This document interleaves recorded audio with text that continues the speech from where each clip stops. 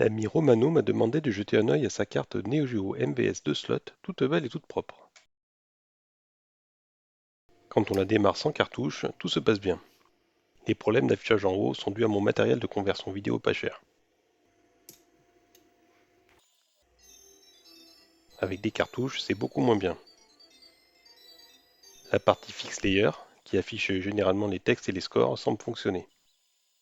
Mais les sprites ne sont pas rendus correctement. Il est temps de démonter la coque métallique pour accéder à la carte. Le montage des pieds est plutôt original. On observe au passage un gros patch qui relie les deux extrémités de la carte. On verra plus tard si on peut y faire quelque chose. Certaines vis sont complètement bouffées. On ne peut plus les desserrer avec un tournevis. J'utilise donc un outil adapté pour serrer la tête de la vis pendant que je tourne le pied par-dessous. Le gros plus de ce modèle de carte, en plus de ses ports manettes, est qu'on peut y insérer des cartes mémoire au même format que les consoles Neo Geo AES. On peut ainsi, comme le disaient les pubs, commencer sa partie en salle d'arcade et la poursuivre à la maison. Ou le contraire, je ne sais plus. Les ports cartouches sont adressés en partie par la puce ZMC2 ici présente. À proximité, on va trouver une série de puces Neo 257 qui tirent leur nom du fait qu'elles contiennent l'équivalent de 4 puces 74 HC257 des multiplexeurs. Et il y en a pas mal sur cette carte, probablement en partie pour adresser les deux ports cartouches. Cela gère probablement la communication avec le Z80. Je soupçonne ces 257 et le ZMC2. Je vais commencer par regarder le ZMC2 de plus près. Le rendu graphique est orchestré par le LSPC2 et calculé par le Neo B1. On retrouve la cartouche par ici, avec ses ROM. Les ROM SFIX et SROM contiennent les données du Fix Layer et elles fonctionnent. La CROM contient les données de Sprite.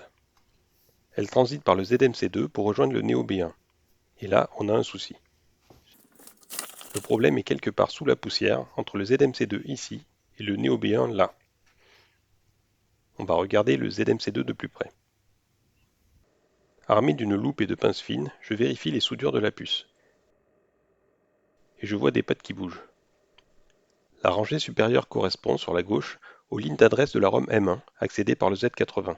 C'est un miracle que l'on ait du son. Sur la droite, on a les données de pixels des sprites en provenance de la cartouche. Et là, pas de miracle, on n'a pas les bons pixels. De plus près, c'est encore plus évident. Les soudures cassées sont particulièrement répandues sur les cartes MVS. Elles sont bardées de puces montées en surface et subissent de fortes contraintes quand on enfonce ou quand on enlève les cartouches. Je vais refaire les soudures. Pour cela, j'ajoute du flux sur les broches. Et je rafraîchis les soudures avec une panne large.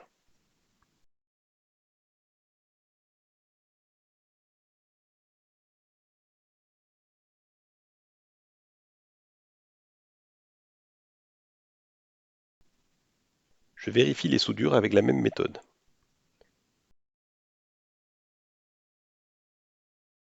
Sur les autres côtés de la puce, pas de problème à signaler. Avant de nettoyer mes cochonneries, je fais un test.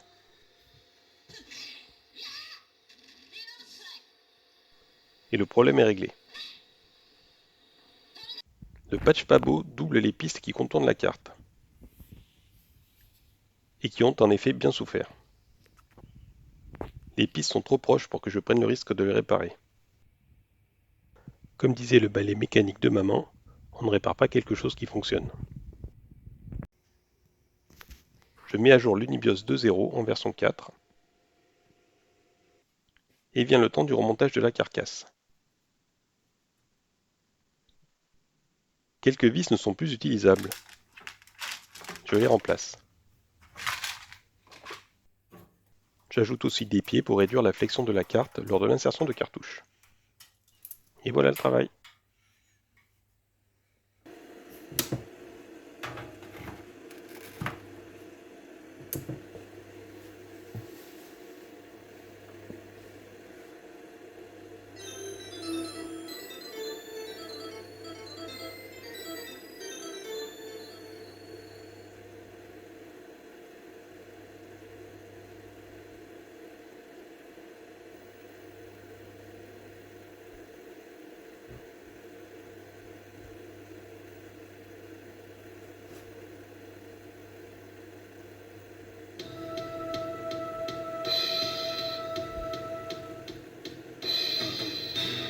factory.